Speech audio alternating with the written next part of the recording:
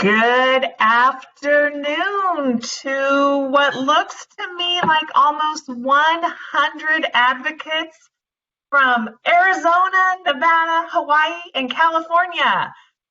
Here we are. We're all together. We're all together. There's not a lot to celebrate, but we're celebrating a few things today that your incredible public policy and advocacy team has been working to bring this Alzheimer's Advocacy Academy to you today. So this is a celebration and it's an experiment because we've never done this before. We're all going to learn as we go. This is a new technology, and thank goodness we have technology so that we can connect with each other. I'm Susan DeMorris. I'm the Public Policy Director overseeing Regions 2 and 3 for the association. This includes everybody in California, everybody in Nevada, everybody in Arizona, and everybody in Hawaii. This is an experiment because we're bringing together our ambassadors, our ACT team members, and our Alzheimer's state champions. So this is our army of nearly 350 people from these 4 states, and it looks like about 90 of you have joined. So thank you all for being here. Welcome to the first kickoff.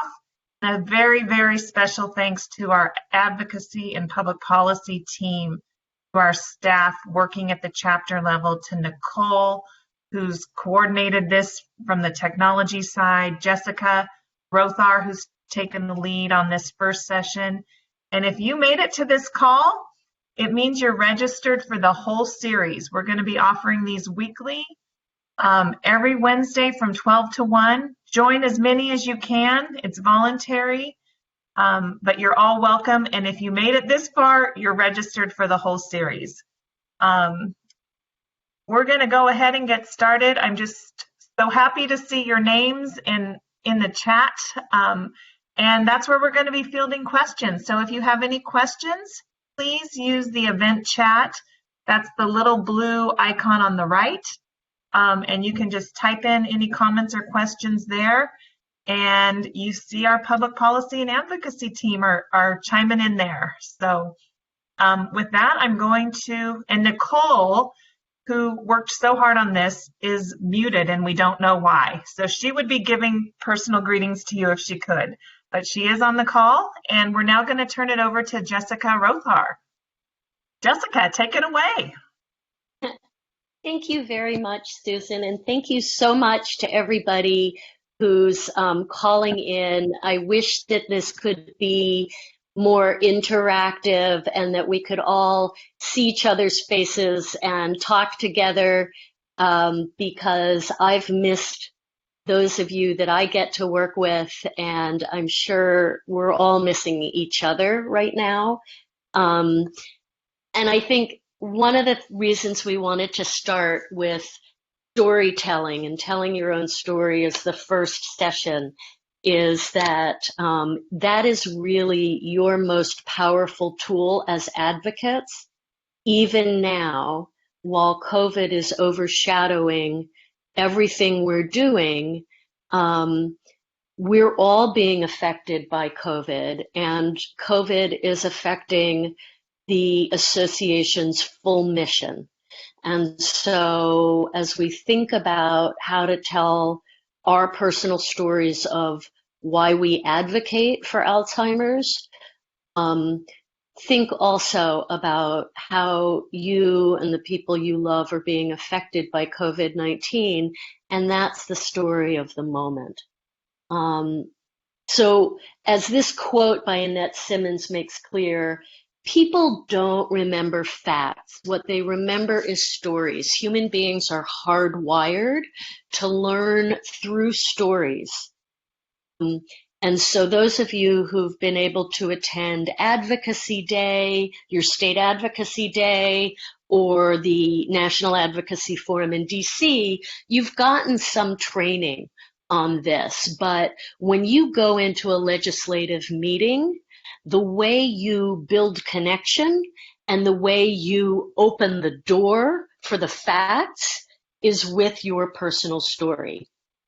And right now, what we're trying to do is, even though we can't move forward on public policy advocacy in the same way, we can keep telling stories to keep Alzheimer's in this conversation, because it's our people who are the most vulnerable to COVID-19. So I'm going to introduce our presenters today. We are so honored to have Allison Laughlin and Katie Skvarce to present today. Allison Laughlin is the Director of Marketing and Communications for our California Southland chapter, which covers LA, the Inland Empire, and the Southern Central Valley. And her 25-year career spans Fortune 500s, nonprofits, journalism, social media, and politics. And she's going to kick us off.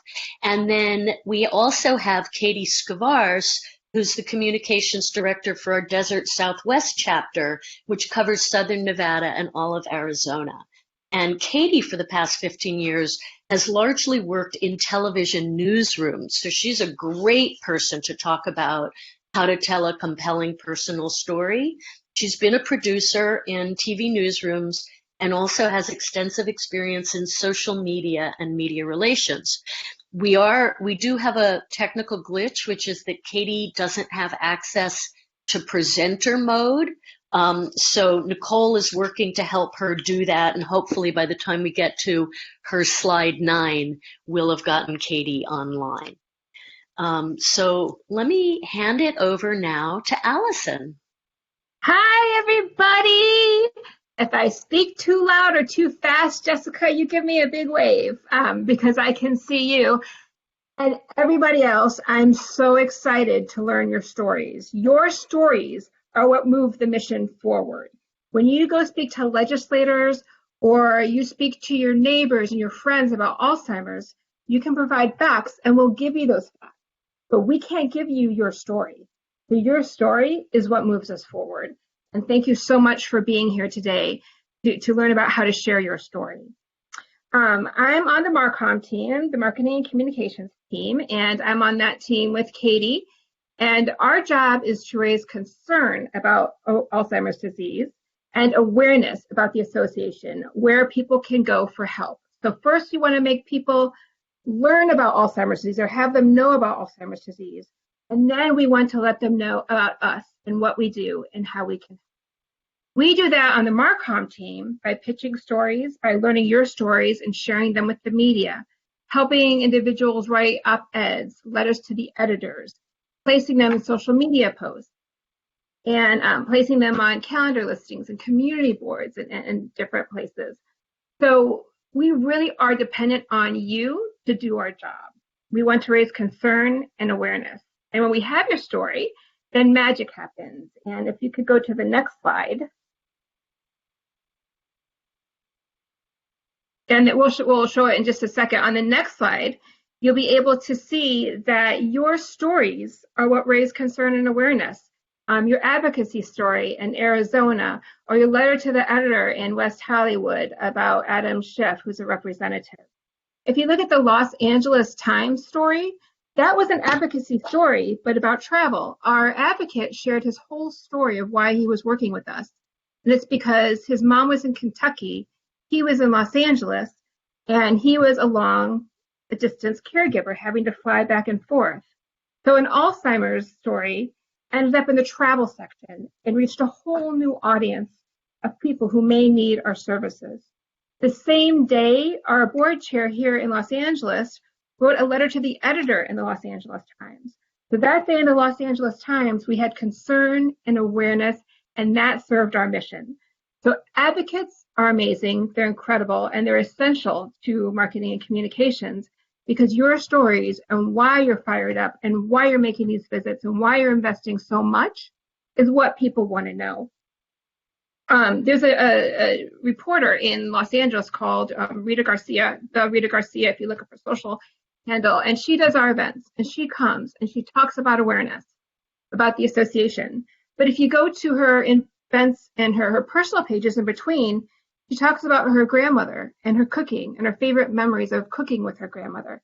And that's concern. She's raising concern about Alzheimer's. And then when she's working with us, she's raising awareness about events, and that's amazing. So concern and awareness is what we do. And what makes a good story? You are what make a good story. Your authenticity, your relatability. Not everyone knows whether or not they can relate to Alzheimer's disease if they know somebody, but everybody can relate to having parents or having a child if they're taking care of a child with Alzheimer's disease. Everybody can relate. And that's why we ask you to share your full story. I've been doing this for a long time. I used to say I was old. Now they say you're seasoned. So I'll say seasoned. And I used to, when I recruited spokespeople, just have a question on the form, share your story. And I would get simple answers. Once I got an answer said, I'm walking for my daughter, and it was a breast cancer organization. And I saw the parent was 54 years old. So I said, it must be a young survivor. Let's look into it. When we called and talked to him, his daughter had breast cancer at 29 as an Army Reserves. She went through chemo, went through therapy, and they sent her back over to Iraq. So she was in the military, and then was sending her to Germany for treatment. And she had an 8-year-old son, and her husband was also overseas. And the full story was he was walking to show the 8-year-old son that no matter where you were in the world, you can walk. And that was a hugely incredible story. And on the form, he just said, I'm walking for my daughter. What we'd like to hear from you is you're advocating for so-and-so because I love my favorite memory. Because my daughter, I want to make sure that my daughter has a healthy life, and I want to make sure that there's research in everything as she grows up. We want to hear your journey, your memories, what you loved about people. And more than just, I'm advocating to fight Alzheimer's. And I know a lot of you are advocating because you're researchers, because you're students, and your stories can inspire other students to get involved and whatnot. So we want to hear all about you and the things that only you can share, and we can provide all the backgrounds, but only you can share you. And I'm going to wait for the next slide, and I'll keep talking. Oh, here she comes. Okay. Here comes Katie. So Katie, have you gotten on as in presenter mode yet? I am on. Can you hear me? Yes, fantastic. Thanks so much. Excellent. Of course. So hopefully that was well timed. I think it was. Yeah. I think Allison was finishing up. So I want to piggyback off of what Allison talked about the importance of the story and of yourself and why you advocate.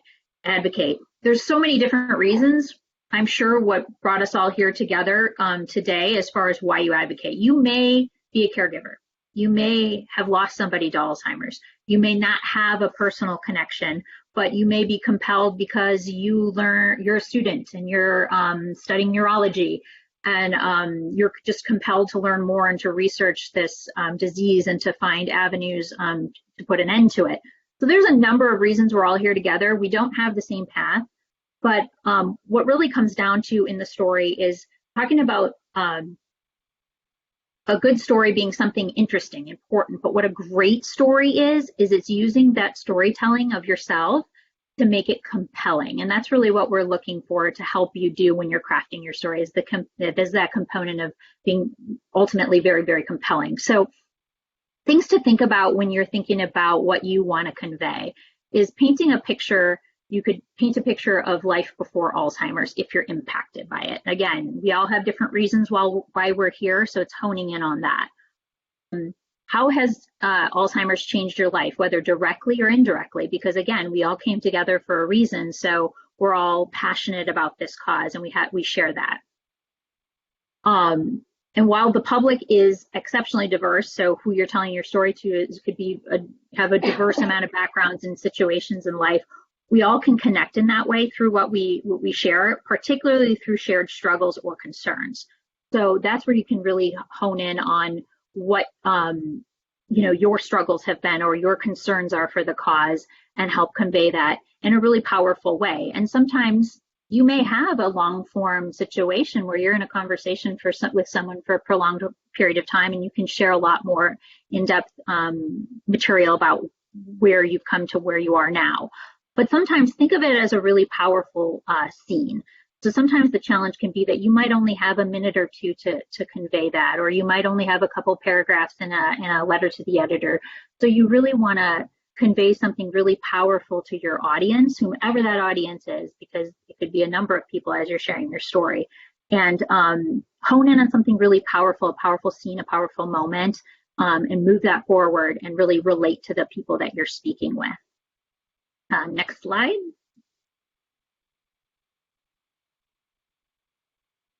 So you're wanting to tell the story of now. One challenge can be, I mean, understanding that nothing really operates in a bubble all in and of itself. So a lot of what we experience is in conjunction with what's happening in the world. And so, as we alluded to earlier, with what's happening with the pandemic currently, there is things that we can relate to now. And it's hard to tell your story with ignoring what's happening, no matter what it is. Like outside of what's happening now, there might be something else. And it's really relating to the world at large and then discussing how that impacts. So think about that.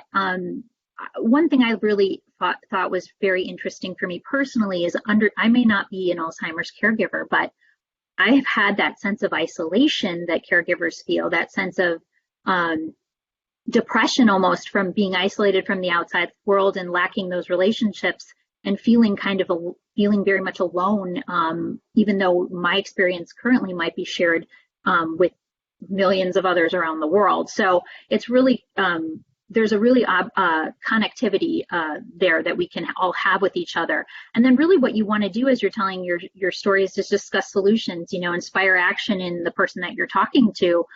Think about what ignites passion in you, and when you take responses in your life, what do you see in maybe a TV commercial or a Facebook post that really touches you emotionally and makes you want to do something, whether it be donate, whether it be write a letter to your congressman, all these different things. So think about that. And there may be programmatic solutions as well. Like currently our 24/7 helpline, that's a really great call to action. Helping people understand they don't have to feel isolated and alone, no matter what's going on. We're here. So think about all these things as you're telling that story of your experiences. Next slide. We have, in Arizona, we're really fortunate to have a really, really tremendous advocate, volunteer, and caregiver in Kathy Norris Wilhelm. I first met Kathy 2 years ago in a video long-form interview that we did for a video for our chapter. And Kathy has just been exceptional. Her wife, Jean, was diagnosed with Alzheimer's in 2016. And she has just been, they've both been the epitome of dignity and grace. And Kathy can speak more to that. I'm not sure if she has to be in presenter mode to be interviewed. Jessica, would that be correct? She does, and Nicole sent her the presenter code. Kathy, are you on with us?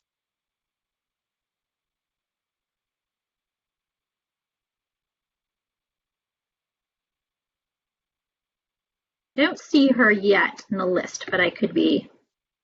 Did you send her the presenter code? I know Nicole did.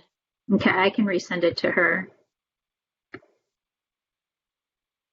Well, why not we can always come back to that. That's a perfect yeah. Yep. She's looking for the code now, she says. Perfect. Well, Allison, do you want to talk a little bit about what people can do to craft their own stories? Yeah. So I think Katie had some really great points. Is that your advocacy, but how you can help with the mission goes far beyond that in crafting your story. And we use participant and stories for more than just advocacy. We use it, and in more places. We use them for TV, which is a minute 30 if you have a really long segment. We use them for newspapers, which is a third of a page for a huge segment. We use it for radio, which is maybe 25, 30 seconds a lot of the time. When you're crafting your story, what I recommend is you just write it all out. Don't worry about those snippets. And then after it's crafted, we can pull snippets. If you wanted to do a letter to the editor, you might want to add 2 to 3 sentences from your story around maybe a bill we're looking to achieve. So what I think would be amazing to read for me if I was able to read people's stories. If you just want to write down, what are your favorite memories of the person that you're involved with the Alzheimer's Association for, or what are you looking for as you do your research or as you pursue your education? What inspired you to get involved? What have you loved the most about it? And what has been the most challenging? I have to say, we have an advocate named Sherelle Torres. And when I first started working with her, she said, my mom has Alzheimer's disease. But then when we got into the interview and I started talking about what they did together, she said for the last several years, she always tried once or twice a year to get her mom and all of his best friends together for lunch. Just that simplicity of trying to get all these women together for lunch. But as her mom progressed, we just weren't able to get her to lunch anymore. And the simplicity of trying to get these friends together who'd been friends for their whole entire life to lunch was something everybody could relate for. Everybody does lunches. And we pitched it to the LA Times. And they did something on Sherelle. And then on the next page, they did something on advocacy, completely separate, because they wanted to keep her story pure and about the struggle of Alzheimer's. So, these little vignettes that you have in your life, feel free to share them. Nothing's off the table. Talk about why you advocate, what you've learned, and really it's important to use your own voice, what you've learned, how you say it every day. Because if someone interviews you, they interview you for you. They might want to learn about Alzheimer's, but they want to learn about it through your eyes. So your story is the most important tool we have, and the most important thing about that tool is you. And when you think about the books you've read or the movies you've seen or popular television, whether it's drama or comedy, what hooks you in usually are the relationships on screen. When you look at Harry Potter, it's the kids and their relationship. And that's really what people are looking for as you craft your story. And we would love to read your stories. If you want to craft your story and get in touch with your advocacy person and your chapter and share it with them. And then once you share those stories, pass them on to the Marcom team. We never know what we're going to pitch or when we're going to pitch it, but we know that every story we get is essential for the mission. Every story we get might become a brochure. It might become a radio segment, but every story we get pushes the mission forward. So please think of yourself as helping us beyond advocates, because that's really what you're doing. You're helping the whole mission. Great. Thank you so much, Allison. I want to open it up for questions now, unless Kathy has joined us. Doesn't appear so yet. Okay. I will monitor that and I will let you know. Okay. So why don't we open it up for questions? Susan, do we have, are there any questions in the chat box? And just again, if you have questions for any of our speakers, please write them in the chat box and Susan will read them. It looks like Kathy just joined us. Just join us, yes. Oh, good. All right, Kathy, thank you so much for joining us. So Kathy Morris Wilhelm from Phoenix. Katie, do you want to go ahead and show how Kathy shares her story? Am I on? Yes, you are. Kathy, can you hear us? I see you. Good to see you. Sending a virtual hug. Good. Run right back to you. So, Kathy, I had the pleasure of meeting Kathy a few years ago, as I mentioned earlier, and I can't say enough good things about this woman. She's just, everything about her is incredible, from just her passion and willingness to bring, despite everything she deals with on a daily basis, because she is in that caregiving role, plus working full time, She's always been a tremendous advocate for the cause, always at the ready to do whatever is asked of her, whether it's interviews she's done with us at the chapter level for video productions. She's done a lot of media interviews. She's done radio interviews. So she's a great person to really speak to storytelling, and she just does such a marvelous job. So Kathy, thank you so much. And really what I want to do with you, Kathy, if your game is just sort of ask some questions that I've probably asked you a million times, but just to sort of show how you can draw out different details and just really convey different, emotions just through conversation, truly. So if you're okay with it, I'll kind of start off by asking you to just talk a little about yourself and Jean and when you first met, and briefly about your background there. Okay. Well, Jean and I actually, we've been together. We were just talking about this we've known each other 28 years. We've been together 20 years. We met through friends and a big network that when we initially, but what else can I tell you? Yep. Talk a little bit about, maybe just start with talking a little bit about Jean, because what I found fascinating when we talked was so much about her love of teaching, and she was a teacher for a number of years, and she was actually teaching at the time that she sort of noticed some things were going on. Can you talk a little bit about that? Sure, absolutely. Yes, Jean was a math teacher, school math teacher. Second career, her first career was in banking. Back to school and got her degree here at ASU. She taught for almost 20 years, high level, low level and high levels. And I would say for us, we probably started noticing some gaps in her memory, like in 2012, 2013. And we always referred to it as sort of like the pauses got longer. She couldn't, she searched for a word, and she's referring to the pauses as a record player. She stopped, the word would eventually come around, and she could grasp it, and then, or a lazy Susan, and then but the pauses got longer and longer, and we also noticing the repetitive.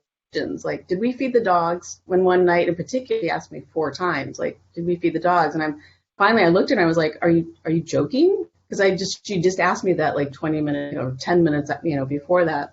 And also like missing things, of course. She'd ask me to come in, and there was one morning in particular, she'd take every shoe out of her closet. And if you know Jean, she's got a lot of shoes. So I was like, what is going on? And so we went back in together, and the one pair that she was looking for was right there. And I thought, okay, something's not right. But we came back from a trip to San Francisco. Our nephew had just graduated, and she called me. I'll never forget the phone calls, because she called me and she's like, we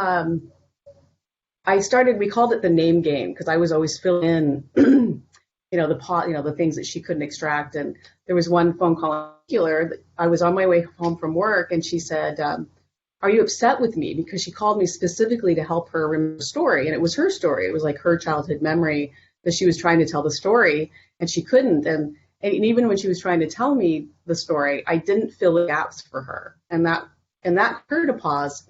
And she said, honey, are you mad at me? And I said, mad is not the word I would use. I'm very concerned. This is not right. Something's wrong. And their family on her mother's side has a history of aneurysms. So I thought, well, let's just start things right. Let's just start at the beginning. And so that was the summer of 2015, and that's actually started. Let's blood work, and she just went full bore. I was hesitant because I was not quite sure if she would be resistant or have any sort of pushback from pursuing to find out what was going on, because we could clearly see things were happening, especially with language and function. And so that's actually when we started, was the summer of 2015, just till the summer 2016 before we finally got a diagnosis. But it was a series of tests, and Jean, the brave warrior that she is, never once batted an eye. We just went right in the storm, and we just kept pursuing, because even if MRIs weren't showing any significant, doses. She did a neuropsych evaluation, 2 MRIs, 2 CAT scans. I mean, we just kept pursuing because clearly she wasn't getting. And it was the summer of July of 2017 or 16. I'm sorry, the PET scan that actually revealed her diagnosis.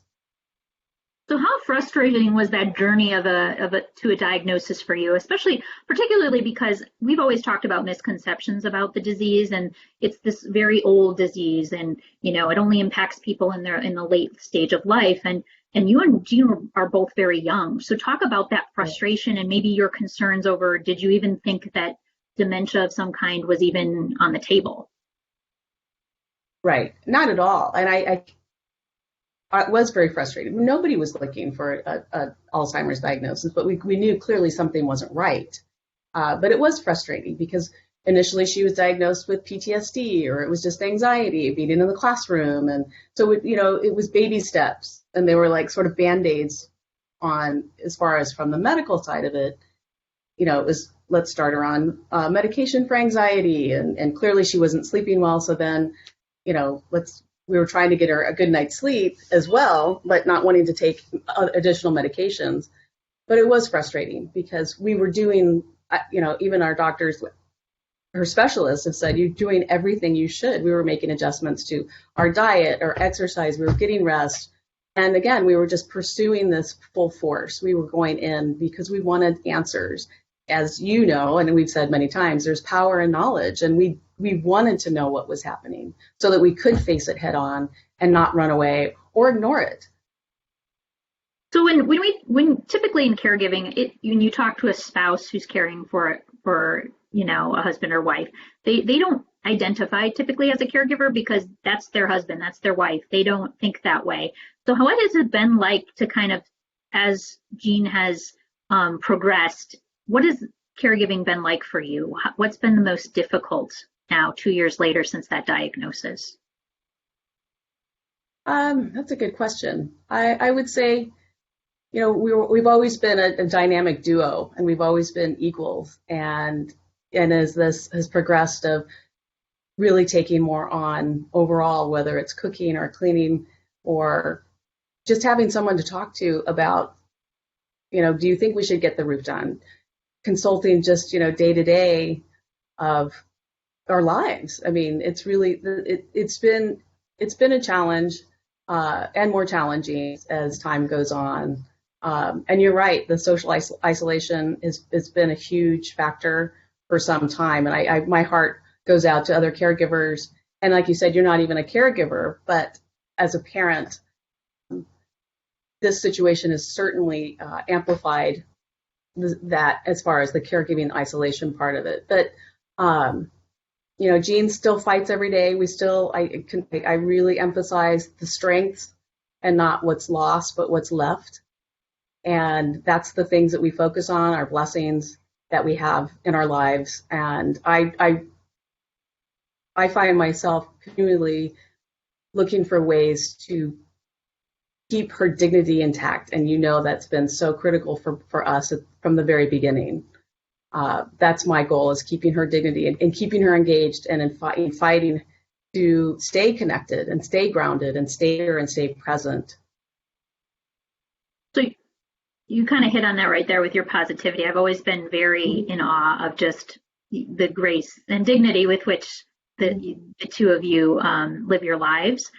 What actions do you hope others will take after hearing your story? What do you like I said, you've shared it in so many platforms, and that's just been amazing for the cause and for the concern for the cause. So what do you hope people do after hearing your story? Do you hope they take an action? Absolutely, I do. I think obviously, Jean, being a teacher, education has always been very important to our lives, and her in particular. And our goal has always been to help others. And by sharing our story and the power and the impact. And I've always been impressed and shocked, actually, by the responses when, even in your case, we've thanked you for helping share our story. Thank you for helping us help other people. And even when we were interviewed by our first interview from KJAZ, I can't, Stina C. We thanked her and thanked her and thanked her. We left our home that first time. She thanked us probably 20 times more. And it was shocking to me because what I've discovered, of course, is nobody talks about this and the shame that families associate with this diagnosis and this disease.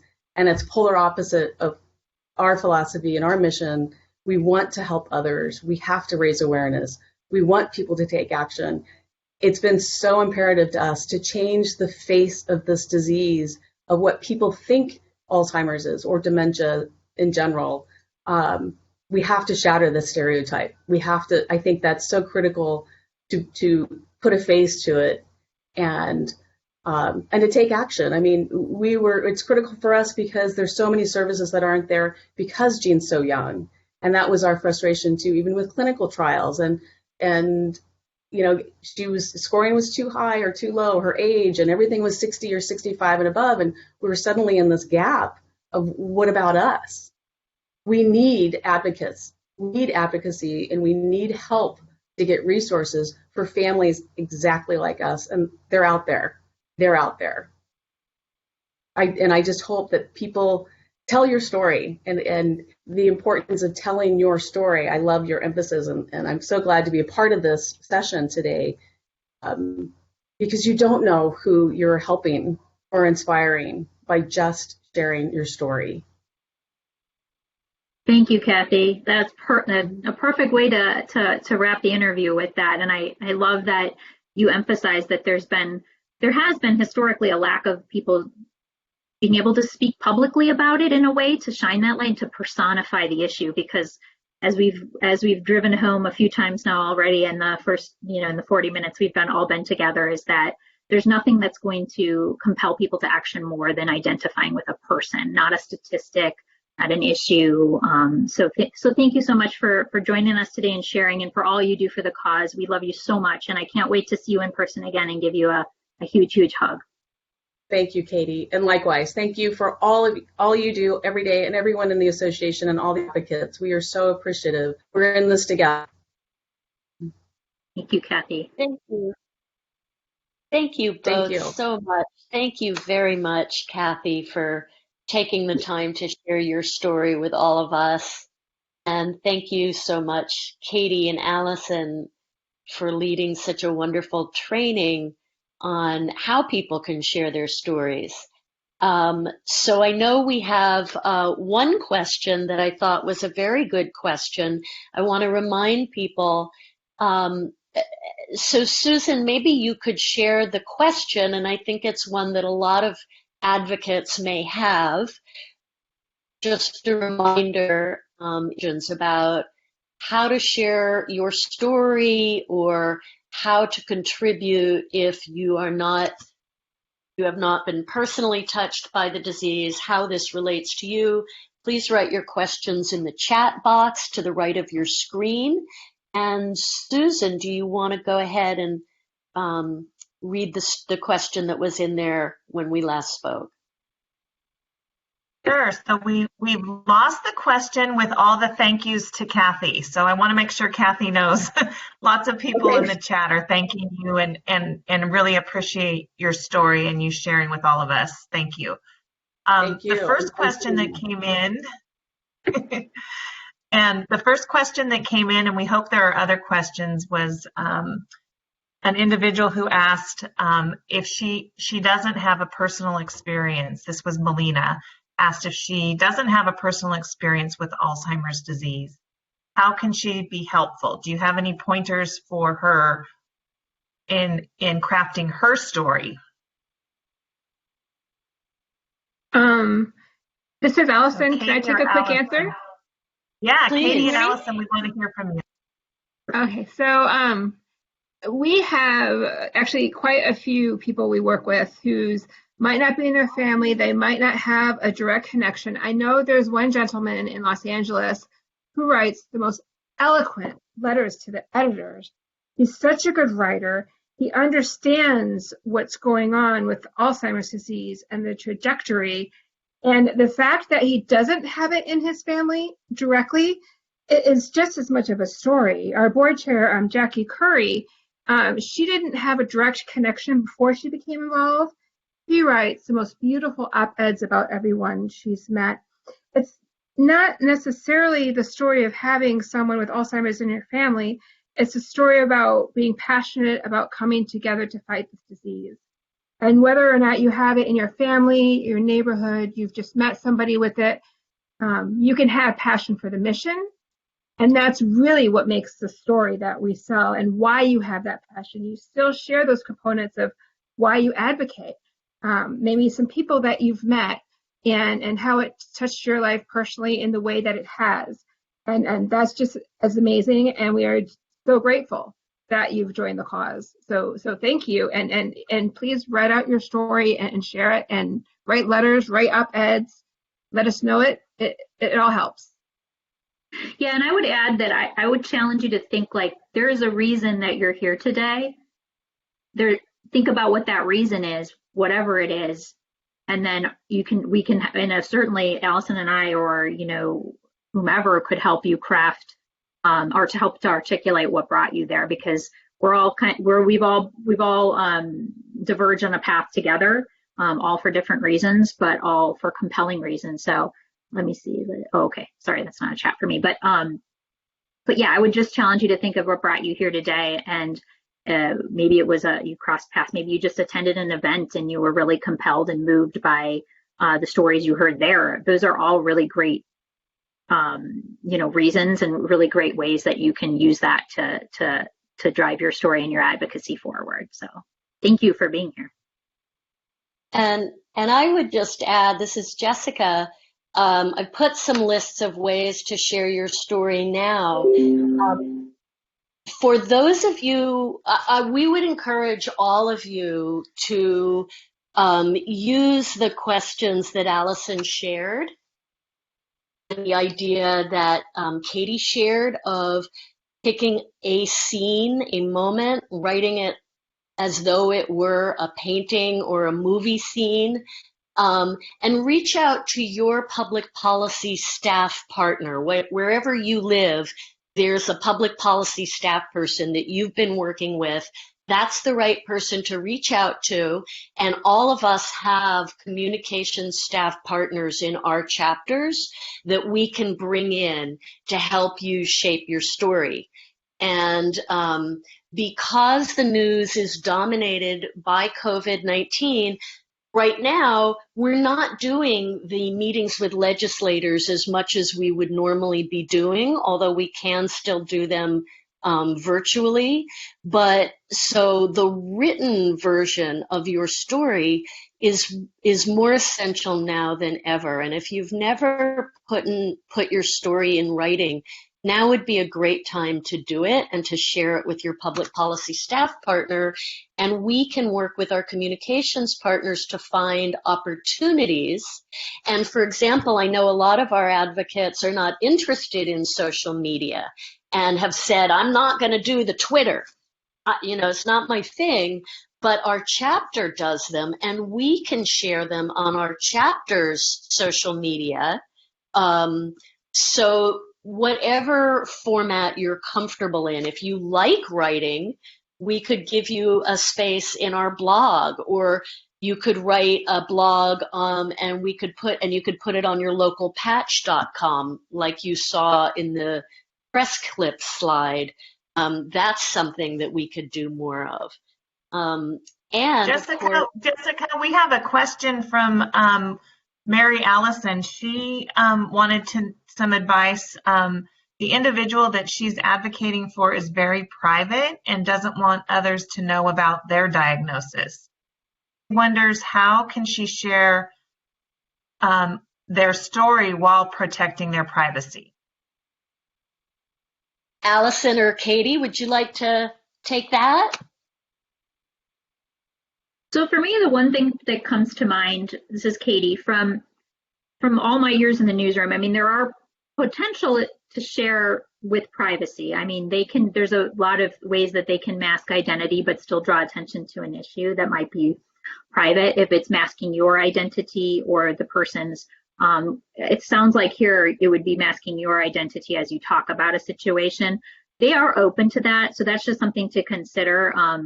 They can change we've changed names before. We've silhouetted folks so that they could still speak. And I think that sort of speaks to that issue that you're with the privacy and just that they're not willing. I mean, that's common. We hear that a lot. I mean, it is still a stigmatized disease to an extent.